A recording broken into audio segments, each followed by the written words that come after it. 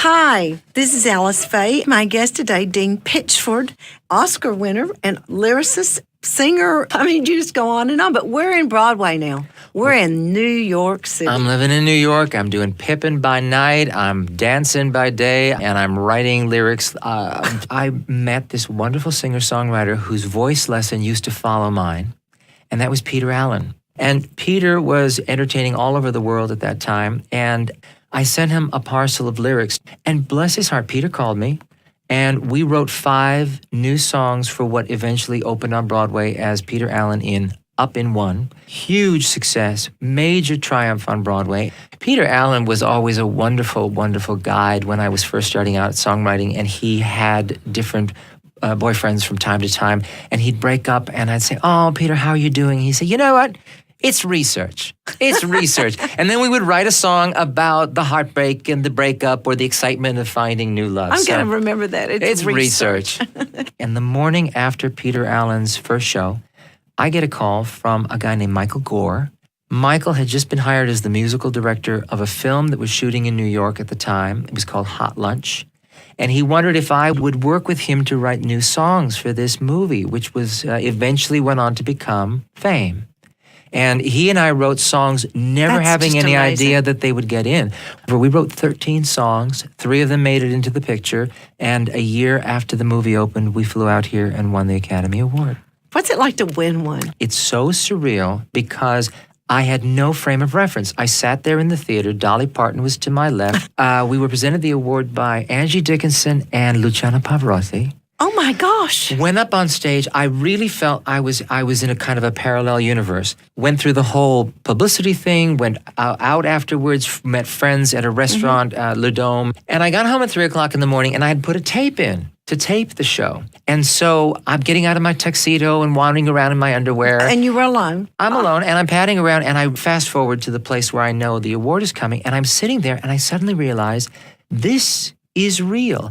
This, looking at it on TV, is the way I've always experienced the Oscars. It didn't make sense when I was sitting in there, but now it's real. And they were coming up on the moment, and my heart started to beat very, very fast, and my mouth got dry, and they ripped open the envelope, and they announced my name, and I screamed, and I jumped around in my underwear, and I wept like Miss America. And I carried on because now it was real. Where does he live, Oscar? Oscar lives on the top shelf along with the Golden Globe and everything else that's up there. And I was doing a lot of songs for a lot of motion pictures, but I thought, I got to write something that I do all the songs in. Isn't there a way to do that? So I sat down, I wrote a script based on a news story that I had read about in the press about a little town in Oklahoma called Elmore City that had outlawed dancing for almost 90 years. And when they finally allowed it, there was a little prom. 14 kids had gone to the prom. And I thought, well, there's a place where music is interesting because it's forbidden. I went to Ardmore, Oklahoma, and I came back and I wrote the movie that several years later became Footloose. And that's when I got to really dig in with Kenny Loggins. It was really on Footloose that we had our biggest success. Tonight I gotta cut loose, footloose. Kick off your Sunday shoes. Please, Louise, pull me off of my knees. And then the Footloose experience led to more screenwriting and much more songwriting for films. And also Footloose resulted in 2 more Oscar nominations, one for Footloose and one for Let's Hear It for the Boy. Let's Hear It for the Boy, which I wrote with Montecito resident Tom Snow. Did you ever have any love songs? I wrote lots of love songs. Well, and what love songs did you write? Footloose, I wrote Almost Paradise. Almost paradise. How could we ask for more? Almost Paradise I wrote with Eric Carmen. In Chances Are, I wrote a song called After All, which was a big hit for Cher and Peter Cetera and got another Oscar nomination. Michael Gore and I wrote a song together called All the Man That I Need. And it was recorded originally by a woman named Linda Clifford, but many years later, Clive Davis got a hold of the song and gave it to Whitney Houston. And Whitney Houston, he's the one who had the international hit with All the Man That I Need.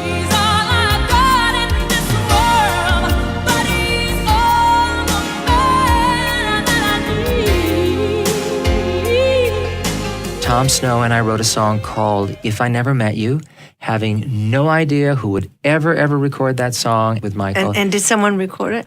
I'm happy to say that Barbara Streisand recorded it.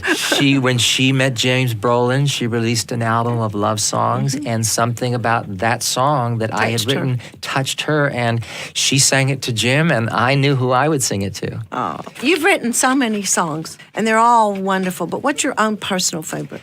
I wrote a song with a songwriter named David Pomerantz called I Still Believe in You. It was written about the fairy tales that fall away as we get older, but when love comes, you believe in that. That's the one thing you can cling to. The first verse, just to tell you, it was I believed in fairy tales, in magic spells and wishing wells and pirate sails. And once I thought I'd never fall in love, that shows how much I knew. It became a kind of an anthem for me. It was recorded many times over the years, most recently by Cliff Richards in England. And I still believe in you. I think my personal credo.